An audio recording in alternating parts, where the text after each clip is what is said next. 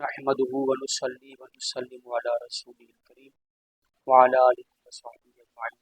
السلام علیکم ورحمۃ اللہ وبرکاتہ۔ ناظرین، جو شخص کسی پر ظلم کرتا ہے اس کا انجام بڑا بھیانک ہوتا ہے۔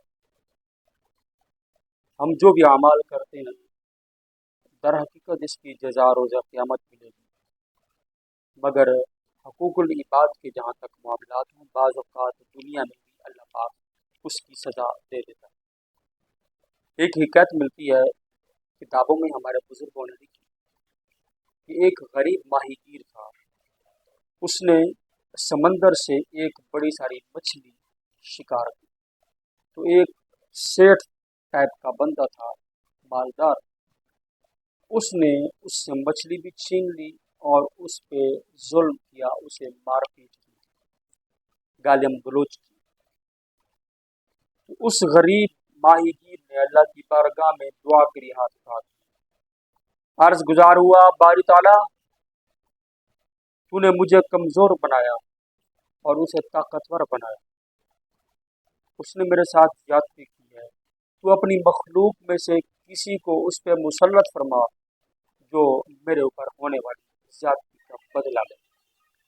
اللہ پاک نے کمال قدرت کا مظاہرہ فرمایا، اللہ کی قدرت بڑی کامل ہے۔ وہ شخص مچھلی کو لے کر گیا، اسے صاف کر کے بھون کر کھانے کے لیے بیٹھا تو خدا کی قدرت کہ مچھلی نے اس وقت اسے ڈنک مار دیا اور ایک کیڑا ایسا مسلط ہوا جس نے اس کے ہاتھ پہ ڈنک مارا تو اس کے ہاتھ بری طرح متاثر ہو گیا، شل ہو گیا۔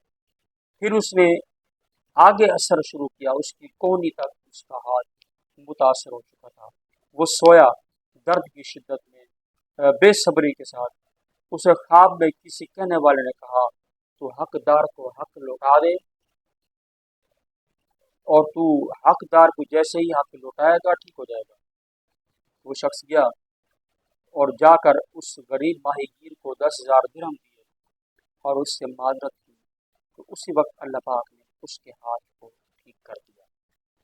یہ حکایت ہمیں بتاتی ہے کہ کسی پر ظلم کرنے کا جو انجام ہے، جو وبال ہے، وہ قابل برداشت نہیں ہے۔ ظلم کرنے والا جب کسی پہ ظلم کرتا ہے تو مظلوم اس کو کئی بار سہ لیتا ہے، مگر ظالم کو جو اس کا انجام ملے گا وہ نہیں سہ سکے گا۔ اللہ پاک کی بارگاہ میں دعا ہے، اللہ عمل کی توفیق